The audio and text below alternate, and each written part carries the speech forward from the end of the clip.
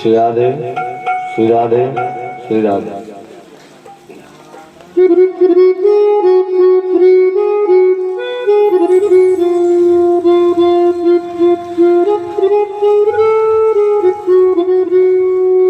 गजाननं भूतगणाधिसेवितं कपित्थजम्बो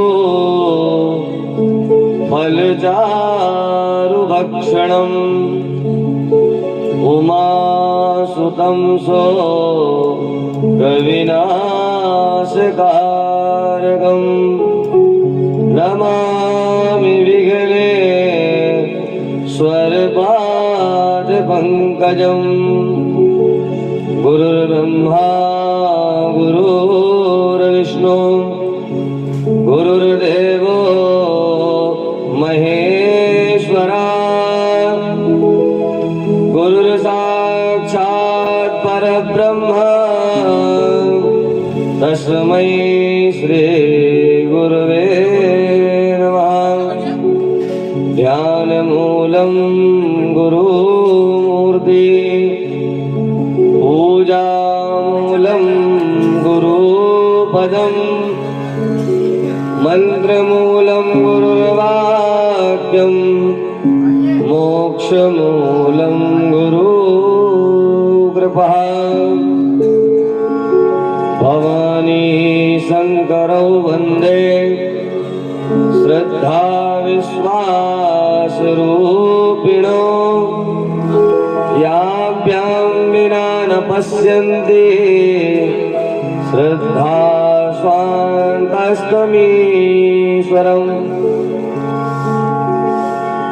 और आज षष्ठम दिवस की कथा में हम प्रवेश करेंगे। उससे पूर्व भगवान नाम संकीर्तन और कल की कथा में हमने माता सती के मोह की कथा सुनी। आज माता सती का दक्ष यज्ञ में जाना एवं अपने देह का दक्ष के यज्ञ में त्याग कर देना व माता पार्वती हिमाचल राजा के यहाँ जन्म लेंगी, इसकी कथा हम श्रवण करेंगे। आइए 2 मिनट भगवान नाम संकीर्तन करते हैं। श्री राम जय राम जय जय राम। श्री राम जय राम जय राम। श्री राम जय राम जय जय राम।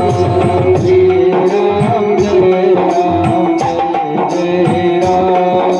श्री राम जय राम जय जय राम। श्री राम जय राम जय जय राम। श्री राम जय राम जय जय राम। श्री राम जय राम जय जय राम।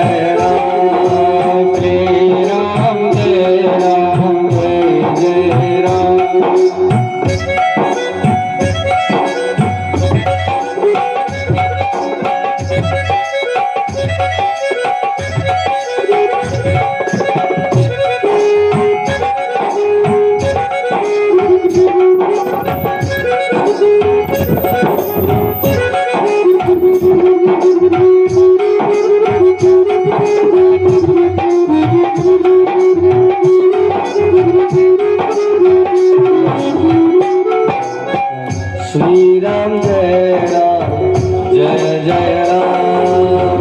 श्री राम जय राम जय जय राम। और ये जो 2 अक्षर का प्यारा नाम है श्री राम जय राम, ये कौन जपता है? बोले सदाशिव भगवान भोलेनाथ निरंतर बाल स्वरूप में भगवान रामचंद्र जी को हृदय में विराजमान कर निरंतर उनके नाम का गुणगान करते रहते हैं और कहते रहते हैं श्री राम जय जय राम। श्री राम जय जय राम। 2 अक्षर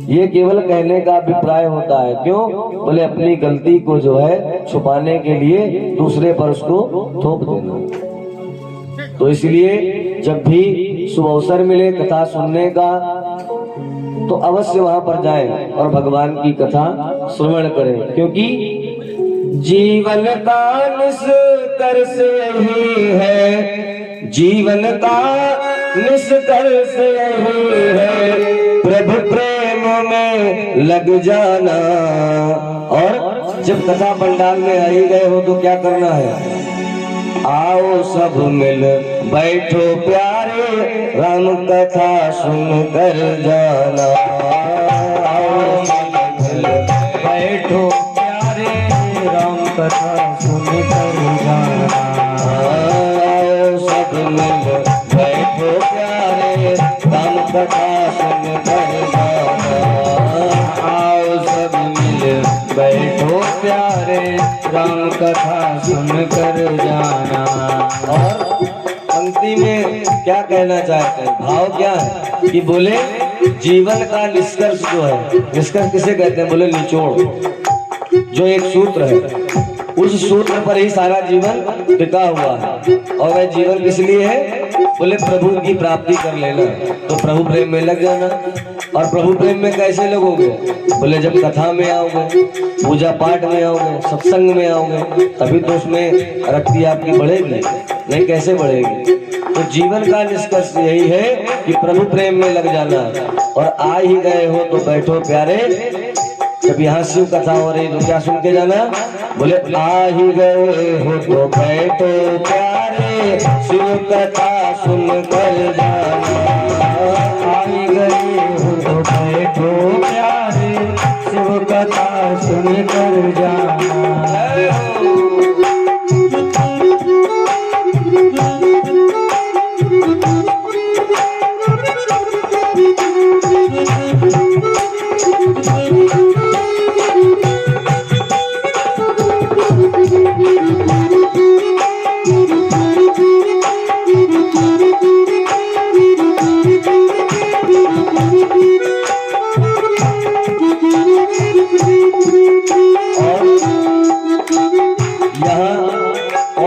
अमृत गंगा बह रही है?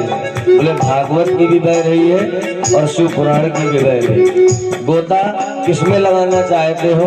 ये आपका मन है, जिसमें भी लगा लोगे भाव से पार उतर जाओगे। शिव कथा की पावन गंगा अमृत बहती जाए, शिव कथा की पावन गंगा अमृत बहती जाए।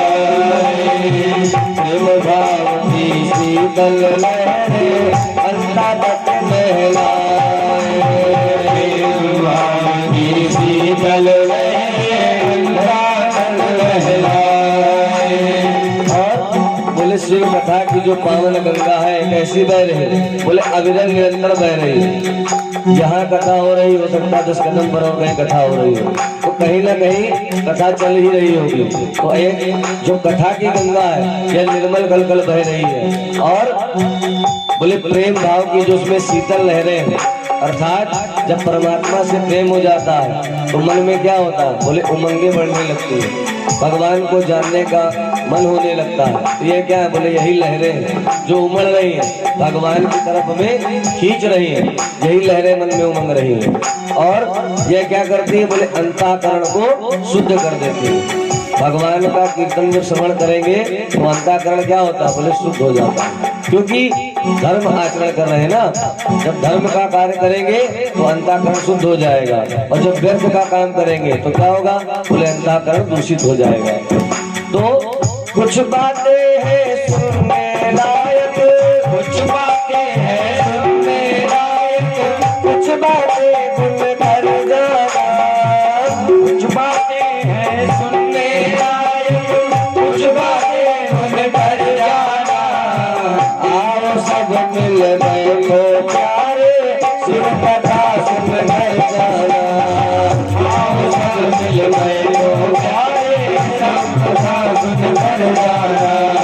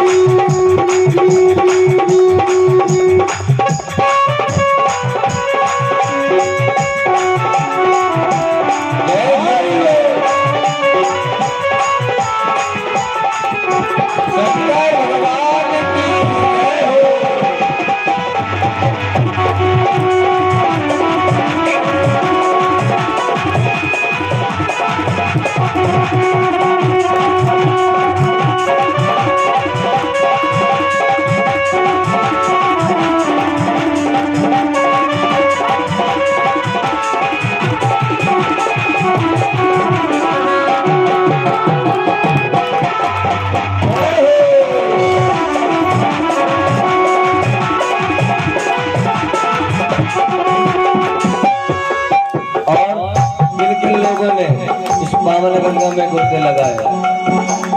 तुलसीदास भगीरथ बनकर जप जप किए अभंगा। तुलसीदास भगीरथ बनकर जप जप किए अभंगा। तब जाकर मानस से निकली पापनाशनी गंगा। तब जाकर मानस से निकली पापनाशनी गंगा। कलिकाल में क्या हो रहा? बोले अपने ही भारत देश में सारे तीर्थ हैं, परंतु क्या हो रहा? बोले हमारी मूर्खता के कारण उन तीर्थों का पुण्य जो है धीरे धीरे क्षीण होता चला जा रहा है। क्यों? बोले तीर्थों में हम जाकर क्या करते हैं? बोले कोई कल्पवास करने नहीं जाता। लोग क्या करने जाते हैं? बोले पिकनिक मनाने जाते हैं। पहले लोग क्या करते थे? बोले तीर्थ करने जा रहे हैं। क्यों? तीर्थ का मतलब है परिश्रम करते हुए जाना। तीर्थ का मतलब ये नहीं है कि हेलीकॉप्टर से चले गए और वहां जाकर ठहर गए और क्या करने लगे? बोले दुर्व्यसन करने लगे।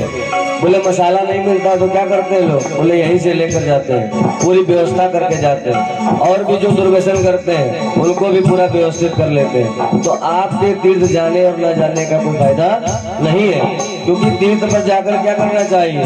बोले जो सबसे ज्यादा प्रिय हो उस वस्तु को त्याग देना चाहिए। लेकिन लोग क्या त्यागते हैं? बोले सब्जियों में लोग कद्दू त्याग देते हैं। बोले क्यों? बोले अच्छा भी नहीं लगता और ज्यादा मिलता भी, इसलिए त्याग देते हैं। बोले अगर त्यागना है तो क्या त्यागो? बोले आलू त्यागो तो पता लगेगा कुछ त्याग किया। क्यों? 12 मासी खाते। तो कभी भी कुछ त्यागो तो वह चीज त्यागो जो आपको सबसे ज्यादा प्रिय हो, यही त्याग है। तुलसीदास जी कैसे इतने पावन बन गए और मानस लिख दी। बोले धर्म के लिए कोई ना कोई आपको प्रेरित अवश्य करेगा। तुलसीदास जी को किसने प्रेरणा दी? बोले उनकी पत्नी ने प्रेरणा दी। उनकी पत्नी की एक फटकार से क्या हुआ कि तुलसीदास जी तो वही थे, लेकिन उन्हीं ने क्या किया कि बोले भगवान की शरण में इतना मन लग गया कि स्वयं क्या किया? बोले जो वाल्मीकि रामायण श्लोकबद्ध थी, संस्कृत में थी, उसको क्या किया? बोले अवधी भाषा में निरूपण कर दिया और जन जन तक रामचरितमानस पहुंच गई। लेकिन हम जैसे मूल क्या करते हैं? बोले कभी राम कथा सुनते हैं, कभी मानते हैं। भगवान राम ने हमें अपने जीवन काल में क्या दर्शाया? बोले अगर व्यक्ति अपने माता पिता की सेवा कर ले तो उसे कहीं जाने की आवश्यकता नहीं है। कोई आवश्यकता नहीं घंटा बजाने की कि जाओ खड़े हो जाओ घंटी बजाओ। बोले जब घर में ही भगवान विराजमान है तो उनकी पूजा कर लो। लेकिन लोग क्या करते हैं? बोले कलिकाल में आडंबर करेंगे। क्या करेंगे? बोले वृंदावन जाएंगे, मंदिर मंदिर घूमेंगे, घंटी बजाएंगे। लेकिन घर के जो माता पिता जो साक्षात परब्रह्म का स्वरूप है उनकी सेवा करने में मन नहीं लगेगा। क्यों? उसका कारण यह है कि वहाँ घर में सेवा करेंगे, कोई देखेगा नहीं कि हम बहुत बड़े धर्मवान हैं। बोले कलिकाल में दिखावे का ही युग है। बोले लोग दिखावा बहुत करते हैं। तो क्या है कि दिखावे से परमात्मा कभी प्रसन्न नहीं होते। परमात्मा जब आप अंतःकरण में उनका निवास करा लेंगे तभी प्रसन्न होंगे और भजन करेंगे तो प्रसन्न हो जाएंगे। तो परमात्मा को क्या है कि उन्हें कोई गुण नहीं चाहिए। जैसे एक कथा आती है कि एक समय की बात है, मीरा जी दरबार में भजन कर रहे थे। तो भजन करते समय क्या हुआ कि बोले उस नगर के जो भजन सम्राट थे वह आए और उन्होंने जब मीरा जी का भजन सुना तो बोले दीवार पर लिख के चले गए कि कृपया राग में गाएं। इतना लिख कर वह चले गए। जब मीरा जी भजन करके लौटी तो उन्होंने देखा कि कृपया राग में गाएं। बोले ये किसने लिखा? तो जो लोग वहां पर उपस्थित थे बोले एक हमारे नगर के भजन सम्राट हैं, उन्होंने कहा कि आप राग में नहीं गा रहे। तो मीरा जी ने क्या किया? बोले बहस नहीं करी। बोले उन्होंने आगे क्या लिख दिया? बोले अनु, और वह क्या बन गया? बोले कृपया अनुराग में गाए। अर्थात परमात्मा के प्रेम में इतना हो जाए कि उनकी शरणागति में ही आपका सर्वस्व बीतना चाहिए, जिससे आपका कल्याण होगा। और उसके लिए ना तो आपको राग चाहिए और ना कोई संगीत चाहिए, भगवान अनुराग में भी प्रसन्न हो जाएंगे। तो इसलिए भाव से कथा में आए और कथा श्रवण करें, क्योंकि कथा ही है जो आपको भव से पार करा सकती है, क्योंकि कथा के द्वारा ही आपकी निष्ठा बढ़ेगी। बिना कथा में आए आपका कल्याण नहीं होगा। शिव कथा गंगा में प्यारे तीर्थ तीर्थ तर जाना, शिव कथा गंगा में प्यारे तीर्थ तीर्थ तर जाना, शिव कथा गंगा में प्यारे तीर्थ तीर्थ तर जाना, शिव कथा गंगा में प्यारे तीर्थ तीर्थ तर जाना। जीवन का निष्फल से ही है, जीवन का निष्फल से ही है, प्रभु प्रेम में लग जाना। आओ मिल सब बैठो प्यारे, सुर कथा सुन कर जाना। आओ सब मिल बैठो प्यारे, शिव कथा सुन कर जाना। आओ सब मिल बैठो प्यारे, शिव कथा सुन कर जाना। आओ सब मिल बैठो प्यारे, शिव कथा सुन कर जाना। शिव कथा सुन कर जाना, शिव कथा सुन कर जाना, शिव कथा सुन कर जाना, शिव कथा सुन कर जाना।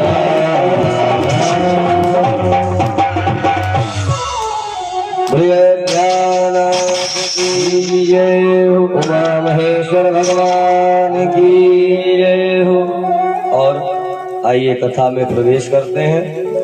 आज भगवान की बड़ी कृपा है कि वर्षा थोड़ी थोड़ी करके हो रही है, अत्यधिक नहीं हो रही, जिसके कारण कार्यक्रम में कोई भी व्यवधान नहीं आ रहा, क्योंकि भगवान भी जानते हैं सब कुछ क्या बोले यहाँ पर खुला ही है। थोड़ी सी भी अगर ज्यादा कृपा कर दी तो क्या होगा? बोले सब व्यवधान मच जाएगा। लेकिन देखिए यही होता है, जब कोई कार्य धर्म के लिए किया जाता है तो परमात्मा भी आपकी सहायता करते हैं। इतना बड़ा अनुष्ठान आज छठा दिन है कथा का। शास्त्रों में भी लिखा है कि जब कथा होती है ना तो वहां पर क्या होता है? बोले विवाह समारोह होता है। यही समझना चाहिए। बोले जिस प्रकार लोग विवाह की तैयारी करते हैं वैसी ही कथा की तैयारी में समय लगता है और व्यवस्थाएं लगती हैं। तो उस व्यक्ति से पूछो जो अपनी कन्या या पुत्र का विवाह करता है, कितनी तैयारी करनी पड़ती है। और यहाँ हमारे कल्लू भैया से पूछो कितनी तैयारी करी है। लेकिन कहा? बोले अपना ध्यान इन्होंने केवल एक जगह केंद्रित रखा। कहा? बोले जिनकी हम सेवा करते हैं, माता गंगा। और हम लोगों को भी यही बताया, बोले आप लोग कदापि ये न सोचे कि कौन आ रहा है कौन जा रहा है। बोले चाहे भागवत हो और चाहे शिव पुराण हो, आपका ध्येय यही होना चाहिए कि हम भगवती गंगा को सुना रहे हैं। और देखिए आज छठा दिवस है, सब कुछ निर्विघ्नता पूर्वक चल रहा है। तो ये किसकी कृपा है? स्थान देवी देवताओं की, माता की कृपा है। क्योंकि ध्यान जो है हमारा वह कहाँ केंद्रित था? बोले भगवान पर ही केंद्रित था। अगर यह सोच लिया जाता कि इस अनुष्ठान को हम करा लेंगे तो ये कभी पूर्ण ही ना हो पाता। तो ये सब प्रभु की कृपा है। उसी प्रकार क्या हुआ कि दक्ष के मन में अभिमान आ गया। दक्ष ने सोचा कि मैं प्रजापति हूँ, और भगवान शिव ने क्या किया? बोले भरी सभा में मेरा तिरस्कार कर दिया।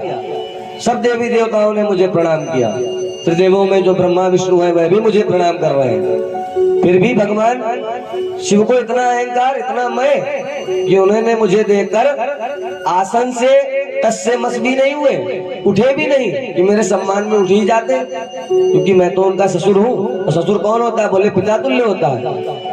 लेकिन भगवान शिव ने क्या सोचा कि बोले मैं जगत गुरु हूं, अगर मैं इन्हें प्रणाम करूंगा तो इन्हें मेरी अवज्ञा लग जाएगी और उसके पश्चात क्या होगा, बोले इनको कभी मोक्ष नहीं प्राप्त होगा और वह क्या करेंगे, बोले संसार चक्कर में ही भ्रमण करते रह जाएंगे।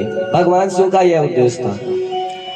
जब दक्ष ने नाना प्रकार के श्राप दिए तो नंदीश्वर ने देखा कि भृगु इत्यादि जो ऋषि थे, जो कि जमाता है दक्ष के, तो वह सब क्या कर रहे थे, बोले ससुर जी की प्रशंसा कर रहे थे कि बिल्कुल सही कह रहे हैं। तो नंदी जी को क्रोध आया और नंदी जी ने क्या किया कि समस्त ब्राह्मण जाति को ही श्राप दे दिया कि जाओ, जिन वेदों का जिन पुराणों का तुम्हें बड़ा अभिमान है वह तुमसे दूर हो जाएंगे। तो कलिकाल में क्या है, बोले ब्राह्मण धर्म से दूर तो ही हो रहा है। आज कुछ ही लोग ऐसे हैं जिन पर भगवत कृपा होती है, जो अपने बच्चों को गुरुकुल वगैरह में डालना चाहते हैं, नहीं तो अत्यधिक यही चल रहा है। बोले ब्राह्मण अपने बच्चों को वेद इत्यादि का अध्ययन नहीं कराना चाहते हैं। क्यों? क्योंकि संसार की माया में इतना खो चुके हैं कि वह केवल यही चाहते हैं कि हमारे बच्चे ऐसी तरक्की करें, सारे साधन हो उनके पास, बड़ी बड़ी गाड़ियां मोटर बंगले हो। लेकिन सोचना आपका अच्छा है, लेकिन आप यह सोचो कि जिससे आपका उद्धार होना है उसको छोड़ने के पश्चात आपकी गति क्या होगी। जब शास्त्र कहते हैं कि ब्राह्मण का नित्य कर्म क्या है, बोले संध्या बंधन।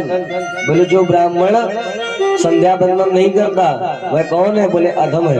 वह ना किसी दान का पात्र है और ना तो वह किसी की पूजा रचा में ही सम्मिलित हो सकता है, ऐसा कहते हैं वेद। तो अगर वह ब्राह्मण अपनी संस्कृति अपने धर्म को नहीं जानेगा तो क्या होगा, बोले ना तो उसका कोई कुल ही तरेगा और ना वह स्वयं तरेगा। तो इसलिए कभी ये नहीं सोचना चाहिए जीवन में। देखिए सारे ऐश्वर्य ऐसा नहीं, बड़े बड़े ब्राह्मण आज के समय में पड़े हैं जिनके पास बड़े बड़े बंगले और गाड़ियां हैं भगवान की कृपा से। क्यों है, बोले उनके पिताजी ने कर्म किया, पुत्रों ने उसका सुख उठाया। भाई हो सकता है कि पिताजी ने संघर्ष किया हो, परंतु जरूरी नहीं क्योंकि संतान भी संघर्ष ही करेगी, क्योंकि पिता का जो बोया हुआ अनाज है वह कौन खाएगा, बोला संतान तो खाएगी। और कहते भी है शास्त्र की बाढ़े पुत्र पिता के धर्म, अगर पिता धर्मवान है तो पुत्र की उन्नति होती चली जाएगी। तो कभी ऐसा विचार नहीं सोचना चाहिए। और यहाँ दक्ष में जब मैं आ गया तो दक्ष ने क्या सोचा, बोले मैं क्या करूंगा, बोले मैं इससे भी बड़ा यज्ञ का आयोजन करूंगा। और भगवान शिव से अपने देश की पूर्ति हेतु क्या किया कि दक्ष ने एक बहुत बड़ा यज्ञ किया। उस विशाल यज्ञ का आयोजन हुआ। ब्रह्मा जी कहते हैं कि हे नारद, मैंने दक्ष से कहा भी कि शिव से द्रोह करना उचित नहीं है, क्योंकि शिव से द्रोह करने का परिणाम मुझे पता है। जब मैंने केवल असत्य भाषण किया था तो भगवान शिव ने क्या किया, बोले मेरे एक सर को ही मस्तक से अलग कर दिया। तो बोले तुम भगवान शिव से द्वेष मत करो, क्योंकि वह कौन है, बोले परब्रह्म परमात्मा है और जिनकी समता हम और नारायण भी नहीं कर सकते, तुम उनसे द्वेष करना चाहते हैं। पर दक्ष को क्या हुआ, बोले अहंकारी व्यक्ति को कुछ भी समझ में नहीं आता। जब किसी के अंदर मैं बैठ जाए तो क्या होता है, बोले वह अंधा ही हो जाता है। वह तब तक उसकी आंखों का पर्दा नहीं खुलता जब तक वह कोई ना कोई अनर्थकारी कर्म अपने लिए न कर ले। तो इसलिए दक्ष से हमें सीख लेनी चाहिए कि कभी भी मैं तो करना ही नहीं चाहिए। मैं का अर्थ ही है, बोले मैं से ही सारे विकार उत्पन्न हो जाते हैं। जहां पर अहम की आवृत्ति हो गई वहां सारे विकार आ जाते हैं। इसलिए सदैव क्या करना चाहिए, बोले नम्रता धारण करनी चाहिए। यद्यपि अगर कोई आपका अपमान भी कर रहा है तो आप मन में अभिलाषा ये करो क्या, बोले जो ये कह रहे हैं हम उसके विपरीत ही कार्य करेंगे। कोई व्यक्ति कह दे आपसे कि आप ऐसे हो जाओगे तो आप कह दो हम बल कर दिखाएंगे। लेकिन अगर आपने उसके सामने ही कह दिया तो क्या हुआ, बोले व्यर्थ हो गया। या आपने उस चर्चा को 2-4 लोगों से बोल दिया तो भी व्यर्थ हो जाएगा। आप उस कार्य को जब कर दो तो बड़ा उत्तम होगा, बड़ा आनंद आएगा, वह क्षण बड़ा ही सुखपूर्ण होगा। तो इसलिए मैं न कर कर अपने मन में धारणा बनाओ, नम्रता को धारण करो और वही कार्य करो जिसके लिए आपको प्रेरित किया जा रहा है, तो ये करना चाहिए। और दक्ष ने क्या किया? बोले दक्ष ने अच्छा भावना अपनाकर मैं धारण कर लिया और दक्ष ने यज्ञ का आवाहन कर दिया, समस्त देवी देवताओं को निमंत्रण दिया। समस्त देवी देवता दक्ष के यज्ञ में पधारे और जब दक्ष के यज्ञ में आए तो वहां पर क्या हुआ कि सभी देवताओं ने देखा कि भगवान शिव का तो कहीं पर भी स्थान ही नहीं दिया गया। सभी देवताओं ने देखा परंतु कोई नहीं बोला कुछ भी। क्यों? क्योंकि ब्रह्मा जी के पुत्र थे दक्ष और सभी लोग प्रजापति का मान रखते थे, तो किसी ने कुछ भी नहीं कहा क्योंकि धर्म का कार्य था। परंतु ये सबको पता था कि जो दक्ष कर रहे हैं यह इनके लिए विनाशकारी ही होगा। परंतु भगवान के जो भक्त होते हैं ना, उन्हें कभी भी किसी का अहंकार सहन नहीं होता। वह क्या करते हैं? बोले क्रोध पूर्वक हठ पूर्वक अपनी बात को रख ही देते हैं। और वही क्या किया? बोले दधीच मुनि ने यही किया क्योंकि भगवान शिव के भक्त थे। एक कथा आती है कि एक समय की बात है, ब्रह्मा जी के मानस पुत्र हुए राजा छुव। राजा छुव और दधीच मुनि में बड़ी ही मित्रता थी, ऐसी घनिष्ठ मित्रता थी। और देखिए हमारे बीच में धर्म की पताका फहराते हुए नमामि गंगे के प्रदेश संयोजक श्री कृष्ण बड़े जी आए हैं, जिन्होंने अपना जीवन अर्पण कर दिया। ये भी त्यागी पुरुषों में ही आते हैं, नहीं तो लोग कहां से कहां चले गए। परंतु इन्होंने क्या किया? इन्होंने भी गंगा मैया की सेवा करी और हमारे हिसाब से आज तक कभी इन्होंने अपने जीवन काल में, हमें नहीं लगता कि 1 रुपया भी कमाया होगा नेता नगरी से, क्योंकि पूर्णतया पार्टी के लिए समर्पित व्यक्ति हैं। लोग कहां के कहां चले गए, जो इनके साथ ही थे इनको उन्होंने पता नहीं कहां पहुंचा दिया, लेकिन स्वयं आज भी वही है और किसी प्रकार का कोई मान नहीं। तो ये आनंद होना चाहिए और यही स्वभाव होना चाहिए। तो क्या हुआ? बोले राजा छू को अभिमान हो गया। और दधीच मुनि कौन थे? बोले ब्राह्मण थे। दोनों क्षत्रिय और ब्राह्मण में बड़ी घनिष्ठ मित्रता थी। एक दिन क्या हुआ कि राजा छू और दधीच मुनि आपस में वार्ता कर रहे थे, तो राजा छू कहने लगे कि क्षत्रिय श्रेष्ठ होता है। तो दधीच मुनि बोले क्यों श्रेष्ठ होता है? बोले क्योंकि क्षत्रिय प्रजा का पालन करता है और प्रजा का पालन करने वाला कौन होता है? बोले प्रजा का स्वामी होता है। तो बोले उसमें चाहे ब्राह्मण हो, चाहे शूद्र हो, चाहे वैश्य हो, सब उसके अंतर्गत आते हैं। तो बोले इसलिए क्षत्रिय श्रेष्ठ होता है। दधीच मुनि कहा कि नहीं, ब्राह्मण श्रेष्ठ होता है। तो राजा शिव बोले क्यों?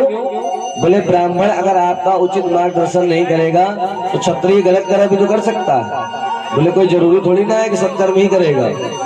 और यह विवाद बढ़ते बढ़ते इतना बढ़ गया कि आपस में भयंकर युद्ध की समानता बन गई। और क्या किया? बोले दधीच मुनि ने अपनी बाईं मुष्टिका से एक मुक्का दिया राजा छू को, तो क्या हुआ कि वह धरा पर गिर गए। अब राजा छू को बड़ा कष्ट हुआ, बोले इन्होंने मुझे मारा। राजा छू ने क्या किया कि जो इंद्र ने उन्हें वज्र दिया था उससे क्या किया कि दधीच मुनि पर प्रहार कर दिया। जब दधीच मुनि पर प्रहार कर दिया तो दधीच मुनि क्या हुआ? बोले क्षतिग्रस्त हो गए और क्षतिग्रस्त होकर धरा पर गिर गए और राजा छू अपने स्थान को चले गए। इतनी भयंकर मित्रता थी, परंतु एक छोटा सा विरोध कहां से कहां ले गया। बोले काहे का विरोध था? श्रेष्ठता का ही तो था। बोले हम श्रेष्ठ हैं। अगर ये श्रेष्ठता बीच में ना आती तो उनकी मित्रता के किस्से बहुत सुनाए जाते, लेकिन ये अभिमान उनके अंदर आ गया। और क्या हुआ कि दधीच मुनि यहाँ क्षतिग्रस्त होकर जब लेटे थे तो कुछ ही क्षणों में उनकी मृत्यु हो गई। यह दृश्य जब शुक्राचार्य और बृहस्पति देव ने देखा तो वह शीघ्र से कहाँ आए? बोले दधीच मुनि के पास आए। और शुक्राचार्य ने क्या किया कि मैं संजीवनी विद्या से दधीच मुनि को पुनः जीवित कर दिया। और शुक्राचार्य ने कहा कि आप क्या करो? बोले भगवान की शरणागति लो। तो बोले किनकी भक्ति करें हम? बोले आप सदाशिव की भक्ति करो, उन्हीं ने मुझे मैं संजीवनी विद्या प्रदान करी है। क्योंकि अगर भक्ति नहीं करोगे तो क्या होगा? बोले भक्ति नहीं करोगे तो यह जीवन निरर्थक हो जाएगा। तो इसीलिए हम भी आपको कहते हैं कि पंच तत्व का जो ये शरीर है, इससे सदैव भजन भक्ति और कीर्तन सदैव करते रहना चाहिए, नहीं तो क्या होगा? मान मेरा कहना नहीं तो पछताएगा, अरे मान मेरा कहना नहीं तो पछताएगा, माटी का खिलौना माटी में मिल जाएगा। मान मेरा कहना नहीं तो पछताएगा, माटी का खिलौना माटी में मिल जाएगा, माटी का खिलौना माटी में मिल जाएगा, माटी का खिलौना माटी में मिल जाएगा।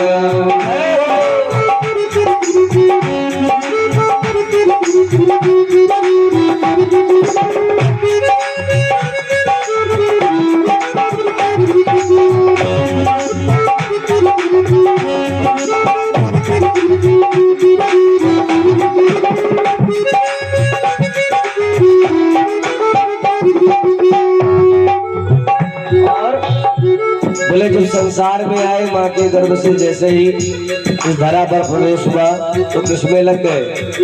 बोले ये हमारी मम्मी है, ये हमारे पिताजी है, ये हमारी मौसी है, ये हमारी चाची है। बड़े हुए तो विवाह हो गया, बोले ये हमारी पत्नी है, ये हमारा पुत्र है, इनमें ही लगे रहे। और अगर भगवान की कृपा रही, आयु वृद्धि हुई तो क्या हुआ? बोले पौत्रों में भी लग गए। बोले हमारे नाती हैं, ये हमारे परनाती हैं। जितना भगवान कृपा कर दे उतना आगे बढ़ गए, लेकिन भजन करने में कभी मन न लगा पाए। और क्या होता है? बोले जब अंत समय आता है तो कोई साथ देता है? बोले अंगुली मार डाकू के साथ क्या हुआ? यही तो हुआ कि जब ऋषियों ने उनसे कहा कि आप घर जाओ और जाकर पूछो कि आपके जो पाप की गठरी है तो इसको कोई ढोएगा, संग पर लगेंगे। तो घर गए, घर जाकर पूछा अपनी पत्नी से, बोले अगर ये बताओ यमराज हमें ताड़ना देंगे और हमारे पाप गिनाएंगे तो क्या कुछ भाग तुम ले लोगे उन पापों का? तो बोली हम क्यों ले लेंगे? बोले आपका धर्म है हमारा पालन करना, आप तो हमें विवाह करके लाए थे और विवाहिता का धर्म है हमारा, आपकी धर्म है आपकी सेवा करना और आपका धर्म है हमारा पालन करना। पुत्र से कहा, पुत्र ने भी मना कर दिया। माता पिता से कहा तो माता पिता ने भी यही कहा। बोले बेटा जब तुम्हारी बाल्यावस्था थी तो हमने तुम्हारी सेवा करी थी, आज हमारा वृद्धावस्था है तो अब इस वृद्ध में हम कहाँ जाएंगे, हम क्या करेंगे? तो हमारी सेवा करना तुम्हारा कर्म है।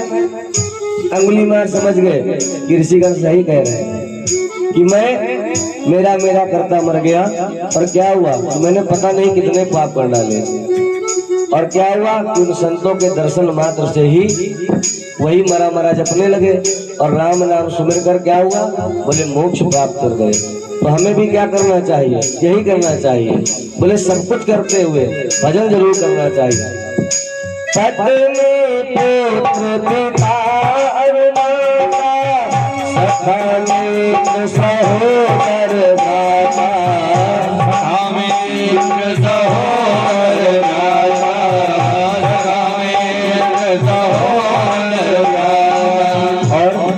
क्षण भर में नाता,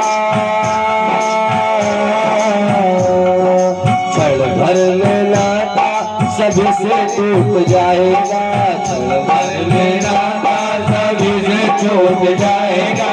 माटी का खिलौना माटी में मिल जाएगा, माटी का खिलौना माटी में मिल जाएगा। मेरा कहना नहीं तो पछताएगा, मेरा कहना नहीं तो पछताएगा। माटी का खिलौना माटी में मिल जाएगा, माटी का खिलौना माटी में मिल जाएगा।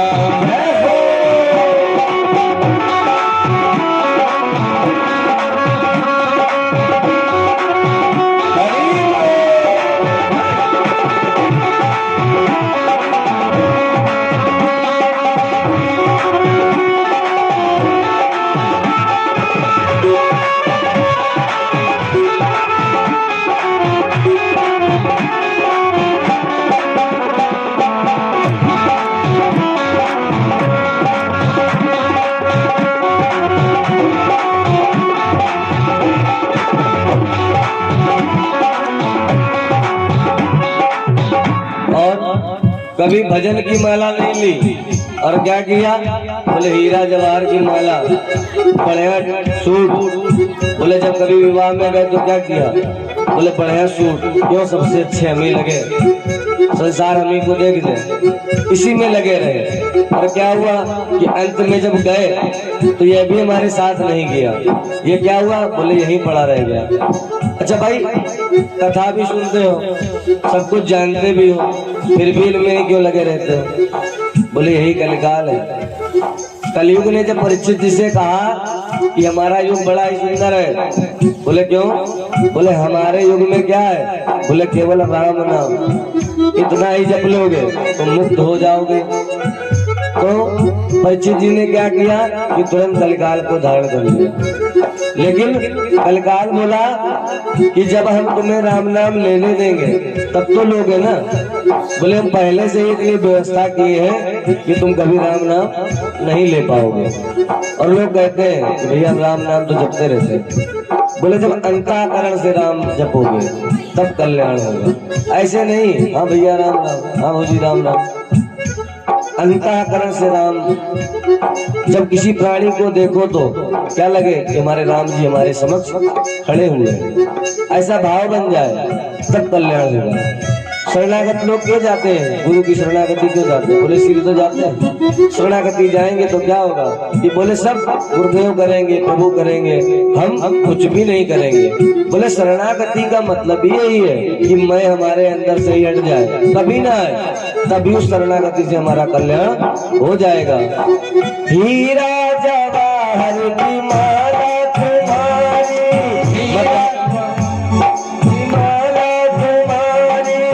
मखमल की गद्दी और रेशम की साड़ी, मखमल की गद्दी और रेशम की साड़ी, मखमल की गद्दी और रेशम की साड़ी। और जो हीरा जवाहर की माला है ये सब यही रह जाएगा, ये सूट बूट भी यही रह जाएगा। लेकिन जो धर्म और पुण्य कर लोगे, हमारे गुरुदेव राम कथा में बताते हैं। बोले लोग सोचते हैं कि गति मिलने के बाद क्या होता है, तो बोले बैकुंठ तो कोई ऐसा नहीं मिलता कि जहाँ भगवान विराजमान है वहीं आपको पार्षद बना दिया गया ना। बोले यह तो होती सायुज मुक्ति कि भगवान अपना सानिध्य तुम्हें प्रदान कर दे। लेकिन जो व्यक्ति बैकुंठ का अधिकारी होता है तो क्या होता है? बोले अपने जैसा ही एक लोग भगवान दे देते हैं। जहाँ का राजा कौन होता है? बोले वही प्राणी होता है, वो उस बैकुंठ का अधिकारी हो जाता है और सारे ऐश्वर्य उसके पास रहते हैं। जो गंधर्व है, अप्सराएं हैं, वह सब किसकी बात मानती है? बोले उस प्राणी की मानती है, क्योंकि उसने ऐसे कर्म किए हैं। तो बैकुंठ भी अलग अलग आपको मिलेंगे, ऐसा नहीं कि भगवान के बैकुंठ में ही आपका निवास हो जाएगा। ये तो बहुत बड़ा कर्म है कि भगवान सायुज्य मुक्ति हमें दे दे। लेकिन जो मुक्ति मिलेगी भजन करने के पश्चात, उसमें क्या होगा कि भगवान अपने जैसा ही एक लोग हमें प्रदान कर देंगे। हीरा जवाहर की माला मखमल की गद्दी और रेशम की साड़ी, मखमल की गद्दी और रेशम की साड़ी, मखमल की गद्दी और रेशम की साड़ी। बूट सूट सब, बूट सूट सब बड़ा रह जाएगा, बूट सूट सब यही रह जाएगा। माटी का खिलौना माटी में मिल जाएगा, माटी का खिलौना माटी में मिल जाएगा, माटी का खिलौना माटी में मिल जाएगा। माल मेरा गहना नहीं तो कभी पाएगा, माल मेरा गहना नहीं तो कभी पाएगा। माटी का खिलौना माटी में मिल जाएगा, माटी का खिलौना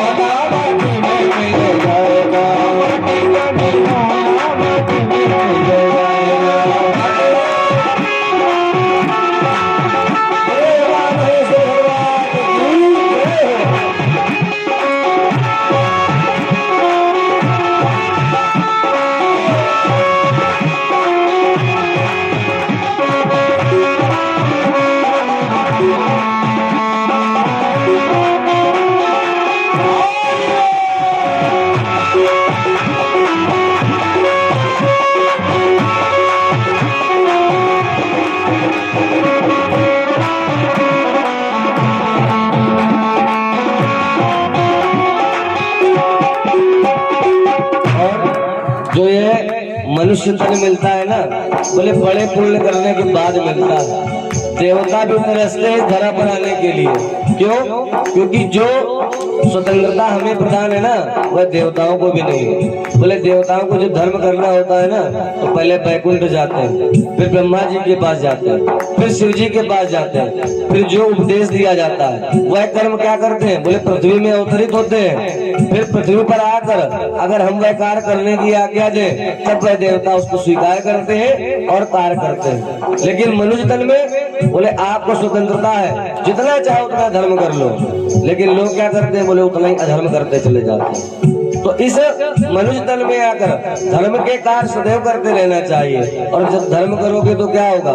बोले जैसे अग्नि में हवन करोगे तो क्या होगा कि सारे देवताओं को अग्नि के द्वारा चरु मिलेगा, उनकी होमावती में उनका ग्रास मिल जाएगा और वही देवता प्रसन्न होंगे। बोलते हैं जब वर्षा नहीं होती तो क्या करते हैं? बोले यज्ञ करो, यज्ञ होता तो देवता प्रसन्न होते हैं, तो बढ़िया वर्षा होती।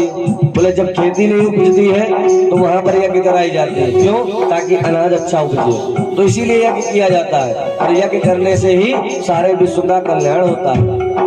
हीरा से जन्म जलाए दिए सोए सोए, अब बचदार दीवाने को रोए, अब बचदार दीवाने को रोए, अब बचदार दीवाने को रोए। और भैया यहाँ तो गीतानंद कह रहे, लेकिन यहाँ यादवेंद्र दास जी भी कह रहे कि ऐसा जो जन्म मिला है ये जीवन में दोबारा नहीं मिलेगा। क्यों? एक कल्प मिला है, एक कल्प में भक्ति कर लो, नहीं तो अभी पूरी योनियां बाकी, उन योनियों में चलना है। क्योंकि जब भगवान का एक कल्प होता है तो उस कल्प में ही 84 लाख योनियों में व्यक्ति जीता है और मरता रहता है। उन्हें जब कल्प बदलेगा तब जाकर मुक्त हो गए। लेकिन अगर धर्म कर लिया तो क्या हुआ? बोले बाकी योनियों में जाना ही नहीं पड़ेगा अगर आपने भगवान का गुणगान कर लिया। गीतानंद ऐसा जन्म नहीं पाएगा, गीतानंद ऐसा जन्म नहीं पाएगा, गीतानंद ऐसा जन्म नहीं पाएगा, गीतानंद ऐसा जन्म नहीं पाएगा। माटी का खिलौना माटी में मिल जाएगा, माटी का खिलौना माटी में मिल जाएगा। मेरा पहला नहीं तो कैसे पाएगा, मेरा पहला नहीं तो कैसे पाएगा। माटी का खिलौना माटी में मिल जाएगा, माटी का खिलौना माटी में मिल जाएगा, माटी का खिलौना माटी में मिल जाएगा। मन मेरा पहला नहीं तो कैसे पाएगा, मन मेरा पहला नहीं तो कैसे पाएगा। माटी का खिलौना माटी में मिल जाएगा, माटी का खिलौना माटी में मिल जाएगा, माटी का खिलौना माटी में मिल जाएगा, माटी का खिलौना माटी में मिल जाएगा, माटी का खिलौना माटी में मिल जाएगा, माटी का खिलौना माटी में मिल जाएगा, माटी का खिलौना माटी में मिल जाएगा। और हमारा कहना भी मान लो और धर्म की बातें भी यही वेद सम्मत भी है कि यह जो बड़े भाग से मनुष्य तन मिला है इसको व्यर्थ में न गवाओ और क्या करो? बोले भगवान की सेवा में लगाओ। और इधर प्रजापति दक्ष ने जब यज्ञ का शुभारंभ कर दिया, दधीच मुनि और राजा क्षु इनका आपस में विवाद हुआ। ये पुरानी कथा है, यहाँ पर तो भी दधीच जी यज्ञ से चले ही जाएंगे, लेकिन हम आपको ये वृत्तांत इसलिए सुना रहे हैं कि राजा क्षु और दधीच जी थे कौन। भाई अगर हम सीधे ही बता दें दधीच मुनि ने श्राप दे दिया तो आप क्या जान पाओगे? तो दधीच मुनि ने क्या किया? बोले भगवान शिव की भक्ति करी। कृष्णकांत बड़े दीक्षित जी आदरणीय व्यास जी को आकर के माल्यार्पण करें और आशीर्वाद प्रदान करें।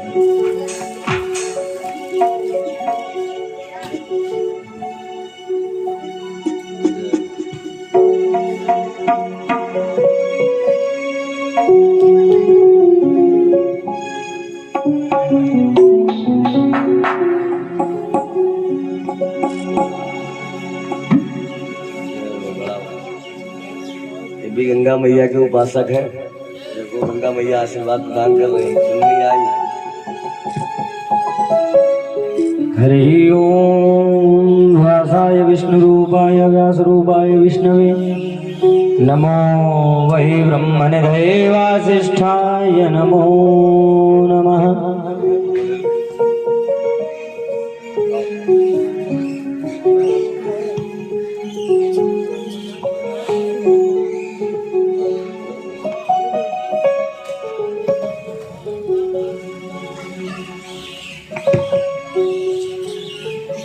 और राजा शूर के द्वारा जो अपराध हुआ उस पर दधीच मुनि को बड़ा क्रोध आया कि हमारे मित्र ने हमारे साथ ऐसा किया। और क्या किया कि दधीच मुनि ने भगवान शिव की तपस्या करी और भगवान शिव का भजन किया। और उसके स्वरूप क्या हुआ कि दधीच मुनि ने भगवान शिव से वरदान लिया कि प्रभु हमारी देह जो है, जिस देह पर वज्र से प्रहार हुआ, इस देह को आप कैसा बना दें? बोले वज्र की तरह बना दें। भगवान शिव ने आशीर्वाद प्रदान किया और दधीच मुनि की देह जो है वह कैसी हो गई? बोले वज्र के समान हो गई। और पुनः जब दधीच मुनि जी को यह आशीर्वाद प्राप्त हो गया तो वह राजा छू के पास गए और क्या कहने लगे? बोले हे राजा छू, तुम्हें बड़ा अभिमान था ना अपने शौर्य पराक्रम पर। बोले अब हमसे युद्ध करो और हम बताते हैं तुम्हें ब्राह्मण क्यों श्रेष्ठ है। जैसे ही राजा छू ने युद्ध आरंभ किया, दधीच मुनि ने एक थप्पड़ मारा और क्या हुआ? बोले राजा छू 33 कोस दूर गिरे जाकर। क्यों? क्योंकि हड्डियां वज्र की थी। और जब ऐसा हुआ तो राजा छू मूर्छित हो गए। और जब मूर्छा खुली तो क्या सोचने लगे कि अरे इस ब्राह्मण में इतना बल कहां से आ गया? और राजा छू ने क्या किया? बोले भगवान विष्णु की शरण में चले गए और बोले हे प्रभु, वो जो दधीच मुनि है उन्होंने मेरे साथ ऐसा ऐसा किया, अब मैं क्या करूं? भगवान नारायण ने कहा तुम चिंता मत करो, मैं देखता हूं। भगवान नारायण ने क्या किया कि एक ब्राह्मण का वेश धारण किया और कहां गए? बोले दधीच मुनि के पास पहुंच गए और कहने लगे हे विप्र देवता, आप नारायण के भक्त को ऐसे प्रताड़ना दे रहे हैं, आप ऐसा क्यों कर रहे हैं? बोले आपका यह कार्य अच्छा नहीं है, आपको इन सब में क्या फायदा? दधीच मुनि भगवान शिव की कृपा से ओतप्रोत थे तो उन्होंने जान लिया ये कौन है। बोले ये वही छलियां हैं जिन्होंने लाखों को ठगा और आज हमें ठगने आ गए। दधीच मुनि ने कहा कि हे नारायण, तुम ही माया के दाता हो और तुम ही माया दिखा रहे हो। बोले अपनी माया दूर करो और स्वयं अपने विराट स्वरूप में आकर हमसे वार्तालाप करो। भगवान नारायण अपने रूप में प्रकट हुए और प्रकट होकर क्या करने लगे? बोले दधीच मुनि से प्रार्थना करने लगे। ऐसा वृत्तांत शिव पुराण में है। बोले दधीच मुनि से भगवान कह रहे हैं कि अरे राजा छू मेरा भक्त है और भक्त के लिए उनके भगवान ही सर्वस्व होते हैं। तो हे दधीच मुनि, मेरी बात मानो और तुम राजा छू से कोई भी द्रोह मत रखो और मैं राजा छू से कह दूंगा कि मैंने कहा है। तो दधीच मुनि मेरी बात को मान गए। दधीच मुनि ने कहा कि सुनिए, मैं भगवान भोलेनाथ का भक्त हूँ और मुझे किसी से कोई भय नहीं है, तो इसलिए ना तो मैं उनसे लड़ने जा ही रहा हूँ, परंतु अगर वो मेरे पास आ गए तो क्या होगा? बोले मैं उन्हें दंडित करके ही छोड़ूंगा। तो इसलिए अगर भला चाहे तो वह मेरे पास ही ना आए। भगवान नारायण को बड़ा क्रोध आया। नारायण ने सोचा ये मेरी बात नहीं मान रहे और नारायण क्या करने लगे? बोले देवताओं को बुला लिया और कहा कि जाओ दधीच मुनि से युद्ध करो। अब ये सब क्या था? बोले ये सब शिव की लीला थी। देखो भगवान नारायण भी ऐसा कार्य क्यों करते? बोले ये शिव को लीला करनी थी। शिव ने अपनी लीला से मोहित करके क्या किया कि भगवान नारायण जो जगत के सृजनहार हैं वह किससे लड़ने लगे? बोले स्वयं अपने हृदय में जो विराजमान ब्राह्मण है उनसे लड़ने लगे। और क्या हुआ? युद्ध विकराल होने लगा। जब सारे देवता अपने अस्त्र शस्त्रों से हार गए तो क्या हुआ कि भगवान नारायण की शरणागति लेकर चले गए। बोले हे प्रभु, हम नहीं ब्राह्मण देवता से युद्ध कर सकते हैं, सक्षम ही नहीं। भगवान नारायण युद्ध करते करते जब थक गए तो क्या हुआ? बोले आकाशवाणी हुई, हे नारायण, आप मेरी माया से मोहित हो और आप माया से दूर हो जाओ, अर्थात माया को त्याग दो। और नारायण ने जैसे ही माया का त्याग किया तो क्या हुआ कि भगवान सदाशिव प्रकट हो गए। और जैसे ही सदाशिव प्रकट हुए तो नारायण नतमस्तक हो गए और कहने लगे, हे प्रभु, मेरे अपराध को क्षमा कर दीजिए, मैं जान ही नहीं सका ये आपकी माया है, आप लीला करा रहे थे मुझसे।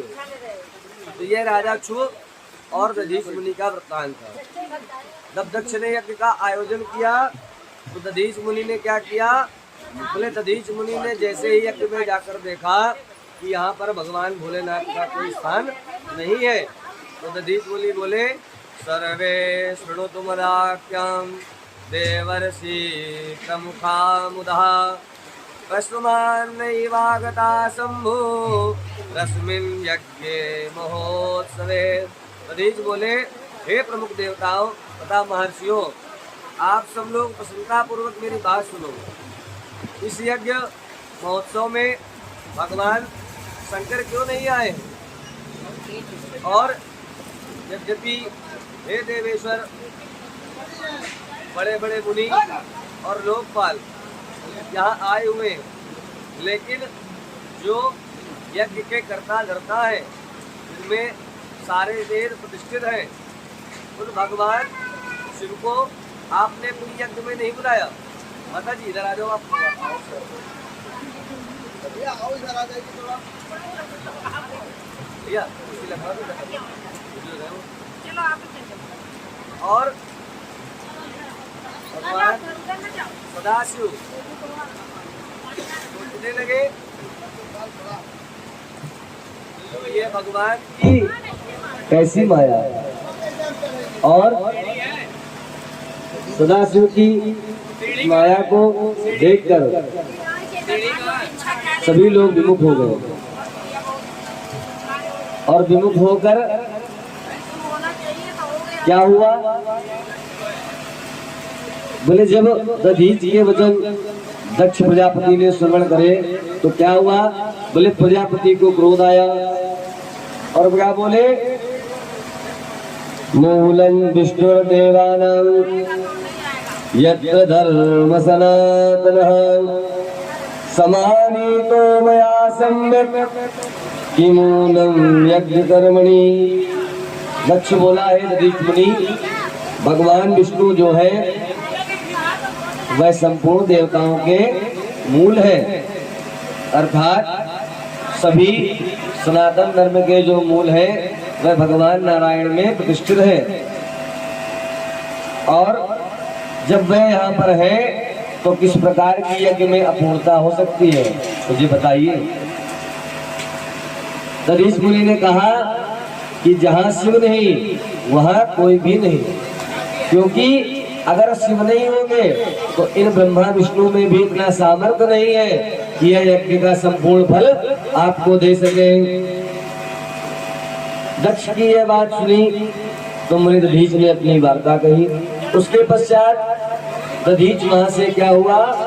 चले गए और कहते हुए गए, पुत्रा कर्णवचस्तस्य शिवमाया विमोहिता यज्ञ विध्वंस संयोगो प्रिय प्रोचते शृणु सादरम्।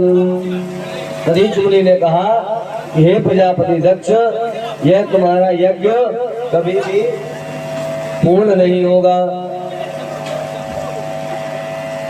और ऐसा श्राप देकर दधीच मुनि वहां से चले गए। इधर कैलाश पर क्या हो रहा है? बोले कैलाश पर माता पार्वती भगवान शिव की सेवा में बैठी हुई है, परंतु क्या है कि पति पर त्याग हृदय दुख भारी, पति पर त्याग हृदय दुख भारी, कहीं न निज अपराध विचारी, कहीं न निज अपराध विचारी, भोली सती मनोहर नारी, भोली सती हर संतोष प्रेम रस सानी, हर संतोष प्रेम रस सानी। इधर क्या हुआ कि कैलाश पर्वत पर चंद्रमा रोहिणी के साथ जा रहे थे। बोले कहाँ जा रहे थे? बोले उन्होंने देखा कि चंद्रमा कनखल में जहाँ यज्ञ हो रहा था वह अपनी पत्नी के साथ वहां जा रहे थे। और क्या देखा? बोले बड़े बड़े देवी देवता वो भी जा रहे हैं। जब माता सती ने ऐसा देखा तो मन में कोलाहल उत्पन्न हो गया। और माता सती ने, देखिए पार्वती चरित्र में वर्णन आया है कि माता ने अपनी सखी को बोला। बोले कौन? बोले विजया को।